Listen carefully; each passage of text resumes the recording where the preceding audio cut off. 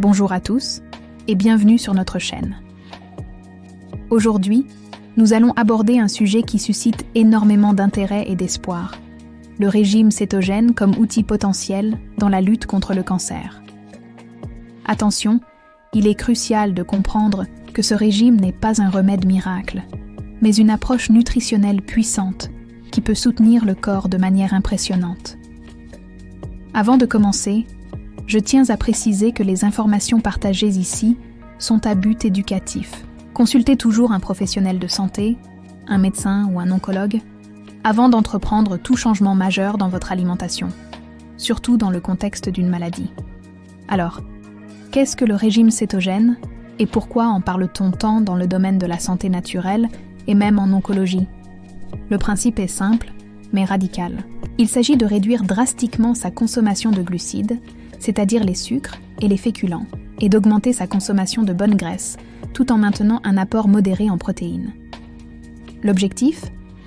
Forcer le corps à changer de carburant. Au lieu de brûler du glucose, il va commencer à brûler des graisses et à produire des molécules appelées corps cétoniques. C'est ce qu'on appelle l'état de cétose. Maintenant, quel est le lien avec le cancer ? C'est là que ça devient fascinant. Il y a près d'un siècle, le scientifique Otto Warburg a découvert que les cellules cancéreuses avaient un métabolisme très particulier. Elles sont extrêmement gourmandes en glucose, bien plus que nos cellules saines. C'est leur carburant de prédilection qu'elles fermentent pour proliférer rapidement. L'idée derrière le régime cétogène anticancéreux est donc simple. Si on affame les cellules cancéreuses en leur coupant leur source principale d'énergie, le glucose, on pourrait potentiellement ralentir leur croissance et les affaiblir. Pendant ce temps, nos cellules saines, elles, peuvent très bien s'adapter et utiliser les corps cétoniques comme source d'énergie alternative. On crée ainsi un environnement métabolique défavorable à la tumeur, mais tout à fait viable pour le reste du corps. Mais l'effet ne s'arrête pas là. L'un des piliers du développement du cancer, c'est l'inflammation chronique. Une inflammation persistante dans le corps crée un terrain propice à la mutation des cellules et à la croissance des tumeurs.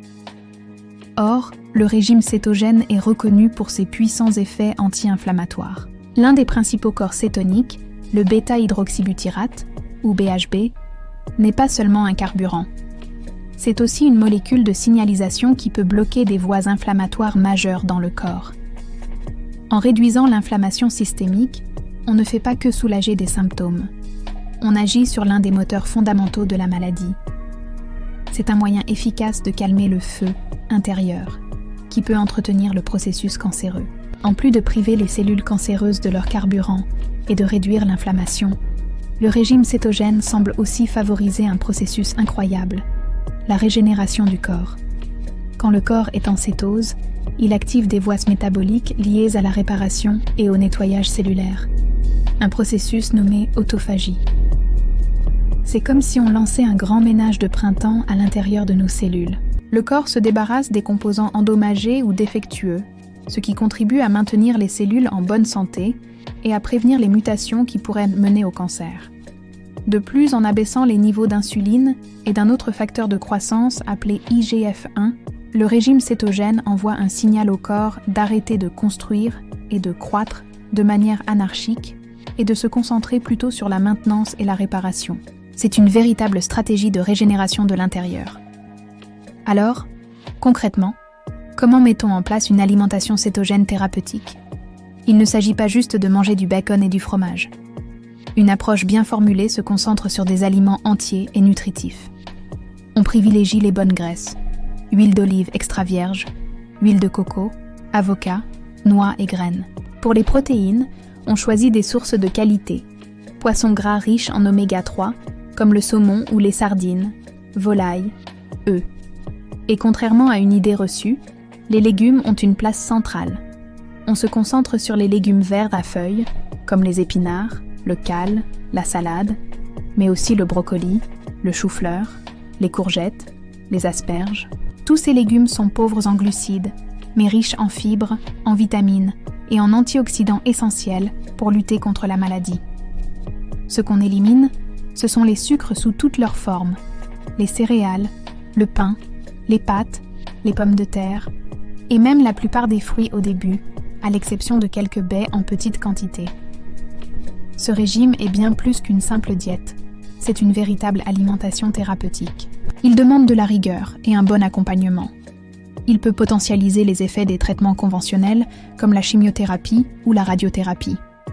Certaines études suggèrent que les cellules cancéreuses affaiblies par le manque de glucose deviennent plus vulnérables à ces traitements, tandis que les cellules saines, protégées par l'état de cétose, les tolèrent mieux.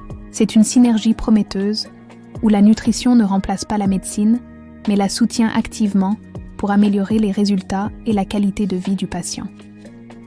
Il est important de souligner que ce cheminement vers la santé naturelle demande de la patience et de l'écoute de son corps. Les débuts peuvent être un peu difficiles, le temps que le corps s'adapte.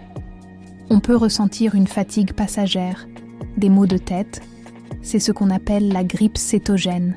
Mais une fois cette transition passée, beaucoup de gens rapportent une énergie stable, une clarté mentale accrue et une sensation de bien-être général. C'est le signe que le corps a réussi à basculer sur ce mode de fonctionnement plus propre et plus efficace. En résumé, le régime cétogène anticancéreux est un moyen efficace et multifactoriel pour soutenir le corps. Il agit en privant les cellules cancéreuses de leur carburant préféré, en diminuant massivement l'inflammation générale, en stimulant les mécanismes de réparation et de régénération cellulaire, et en travaillant en synergie avec les traitements médicaux. C'est une approche proactive qui redonne un certain pouvoir au patient en lui permettant d'agir concrètement sur son terrain biologique via son alimentation. C'est une piste incroyablement prometteuse qui redéfinit le rôle de la nutrition dans la prise en charge des maladies graves. Si ce sujet vous intéresse, je vous encourage à faire vos propres recherches, à lire des ouvrages de référence sur le sujet et surtout à en discuter avec une équipe médicale ouverte et compétente. Chaque cas est unique et une approche personnalisée est la clé du succès. Merci de m'avoir écouté jusqu'au bout. J'espère que cette vidéo vous a apporté des informations claires et utiles. Si c'est le cas, n'hésitez pas à laisser un pouce bleu pour soutenir la chaîne, à partager cette vidéo pour qu'elle puisse aider d'autres personnes et bien sûr à vous abonner pour ne pas manquer nos prochains contenus sur la santé naturelle. Prenez soin de vous et à très bientôt.